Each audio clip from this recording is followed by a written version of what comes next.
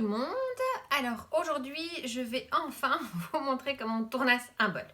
Alors pratiquement, je vous reprends le centrage. Donc je vous disais que quand on travaille sur un mandrin, l'idée c'est qu'en fait on centre le bol non pas sur les côtés, en prenant le repère non pas sur les côtés, mais en prenant le repère sur le pied du bol. Donc ce qui compte, c'est qu'en fait l'objet soit horizontal. D'accord ? Alors, soit vous mettez votre doigt sur l'extérieur, ici, l'extrémité extérieure, là, hop. Et vous devez avoir un doigt qui touche, donc ici, hop, on voit bien que là, le pied, en fait, ne touche pas mon doigt tout le temps. Et donc, vous prenez ça comme repère pour faire en sorte que votre pied du bol touche en permanence votre doigt. Si vous avez un doute avec le doigt, si c'est trop compliqué, vous pouvez aussi vous aider d'une aiguille. Donc vous regardez à l'aiguille, là où l'aiguille s'enfonce le plus dans la terre, c'est que le pied en fait remonte à cet endroit-là et donc vous devez le descendre, d'accord ? Donc une fois que vous avez quelque chose qui est bien horizontal, on va alors pouvoir commencer le tournassage. Alors pour tournasser, comment est-ce qu'on fait ? Comme pour le cylindre, on va venir définir quel est le diamètre du pied. Donc quelle est la largeur du pied du bol, donc c'est-à-dire la largeur de la partie qui va toucher la table, si je me fais comprendre. Donc, une fois qu'on a défini quel serait ce diamètre, avec, moi je travaille beaucoup à ce moment-là avec l'angle en fait d'une mirette, où là vous appuyez donc avec votre main droite, avec votre main gauche, pardon, vous appuyez sur le centre du bol, vous appuyez vers le bas. Et vous prenez appui entre vos deux mains pour gagner en stabilité. Et là, vous êtes en train de définir quel sera le diamètre de ce pied. Ne le faites pas trop étroit, parce qu'au plus il est étroit, évidemment, au moins vous allez avoir de stabilité dans votre bol. Et vous restez sur place. Vous vous enfoncez pour définir vraiment un anneau. Donc on le voit ici, on a un anneau qui est dessiné dans le pot. Alors, pour nettoyer l'extérieur, comment est-ce qu'on va procéder? Avec une forme arrondie, on va toujours travailler du centre vers l'extérieur et là, on va vraiment descendre à plat. Donc, l'idée, c'est pas vraiment de travailler, donc on va certainement pas venir attaquer ici de biais et on n'essaye pas maintenant de créer la courbe. Donc, l'idée, c'est qu'on se met ici, le long de ce cercle qu'on a dessiné et on va vraiment descendre à plat. Alors, à nouveau, quand on tournasse, n'allez pas trop lentement avec votre tour parce que c'est plus compliqué qu'autre chose. Hein. Donc, vous pouvez vraiment avoir une certaine vitesse. Et ici, le but, c'est vraiment de descendre ici pour faire un plat le long du pied. Et vous descendez comme ça jusqu'à ce que vous arriviez à la hauteur que vous souhaitez. D'accord ?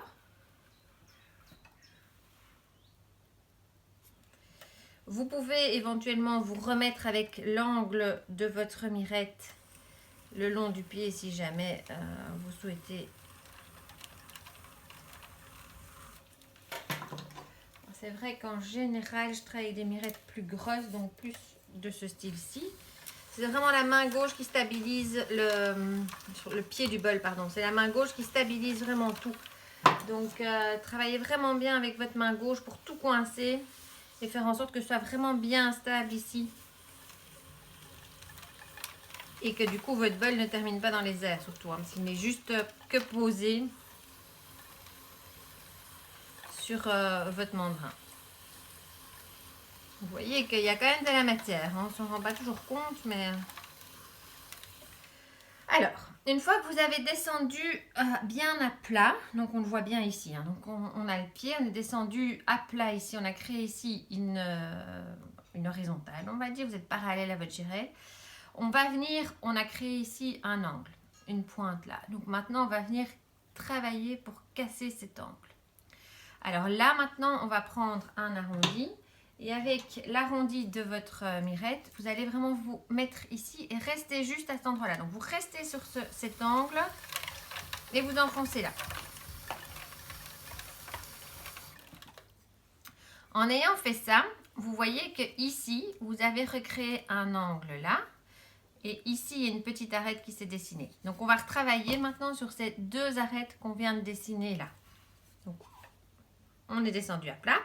On a cassé l'angle en oblique ici et on a recréé du coup deux petites arêtes, une qui soit bien ici et une qui est un peu plus subtile là. Et donc maintenant, on retravaille juste à ces deux endroits-là. On enlève cette arête-ci, on enlève l'arête du bas. Et du coup, on a recréé, on le voit à mon avis bien dans le profil, ici on a recréé un petit angle de nouveau. Et on se remet sur cet angle. Alors, une fois que vous avez fait ça, normalement vous avez fait les 3/4 du boulot. Donc ce qu'on va faire, c'est redonner un petit coup ici pour bien créer votre arrondi. Mais normalement, on a déjà l'arrondi qui doit être bien dessiné. Après, vous pouvez continuer à procéder de la sorte. Hein. Donc, vous êtes ici au-dessus, un peu en bas. Vous recréez une arête centrale, vous vous remettez dessus. Mais vous voyez qu'en fait, au tournassage, ce qui compte, c'est qu'on ne travaille que ici. Donc, pour avoir une forme bien arrondie, n'allez surtout pas travailler là. Donc, on travaille vraiment que ici. Alors aussi, pour avoir une bonne courbe, vous devez travailler avec votre mirette, c'est le poignet. Hein. Ce n'est pas la forme de la mirette qui donne l'arrondi. Hein. C'est vraiment le mouvement du poignet. Et donc, vous devez en fait monter avec votre outil et terminer à l'horizontale le long du pied. Donc, vous devez vraiment créer cette courbe en créant l'arrondi. Je vais mettre comme ça. Je ne sais pas si vous voyez. Si je vais avec cet outil-ci, à mon avis, peut-être vous le voyez mieux. Je vais le faire avec l'autre aussi. Comme ça, je ne sais pas lequel est le mieux à l'écran, mais... Vous voyez que je termine vraiment, l'outil est tout plat le long du pied. Donc je suis ici et après vous pouvez monter, descendre, c'est ça à vous de voir. Hein. On monte, on descend, on reste sur place en fonction de où il y a de la matière. Travailler le pied. Donc on a l'arrondi qui s'est dessiné ici, on a un pied qui est du coup assez marqué. Alors là vous avez deux possibilités.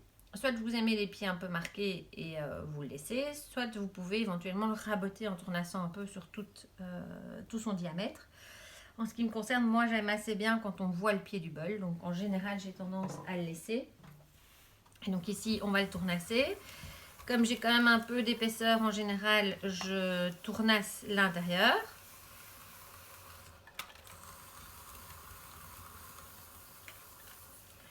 Alors cette partie-ci qui est assez moche, on va venir la travailler. Donc pensez à travailler les flancs des pieds. C'est dommage de le laisser... aussi brut ici. De même ici, pensez qu'il faut toujours un petit peu l'arrondir. Alors, quand je vous disais que c'est dommage de le laisser brut, voilà, on peut travailler avec votre mirette. Ce que moi je fais souvent, c'est assez simple, c'est que je m'enfonce dans l'épaisseur du pied avec ma mirette.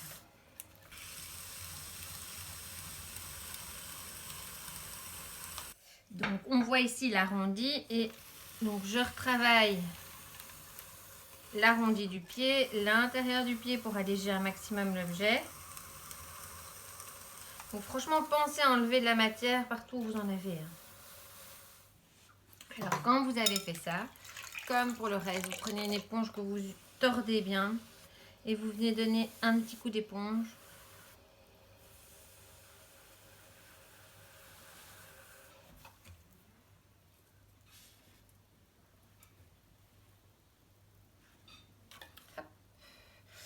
Vous n'oubliez pas de donner un coup d'éponge sur la lèvre supérieure. Donc toujours sur la lèvre supérieure, ici on donne toujours un petit coup d'éponge pour bien arrondir, éviter qu'il y ait des angles et que la lèvre ne se fragilise une fois qu'elle est émaillée.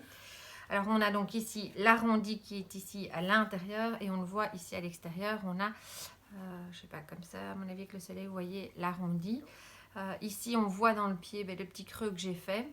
Et donc, vous voyez, c'est vraiment ici que vous devez travailler. Donc, surtout, n'attaquez pas de biais ici quand vous commencez à tournasser. Descendez le long du pied et cassez l'angle que vous formez. C'est vraiment le petit truc pour créer une belle courbe, pour avoir facile en tout cas à créer une belle courbe. Et l'autre petit truc, c'est avec votre mirette, quand vous tournassez, c'est vraiment terminer horizontal le long du pied. Donc, ne terminez pas comme ça. Donc, vous devez vraiment avoir le mouvement dans le poignet. Vous devez avoir cette demi-courbe. Ce quart de courbe en fait, hop, ce quart de cercle qui se dessine dans le mouvement du poignet. Donc voilà, j'espère que c'est suffisamment clair, que vous allez faire des belles formes arrondies et je vous souhaite une bonne après-midi ou une bonne soirée. À bientôt.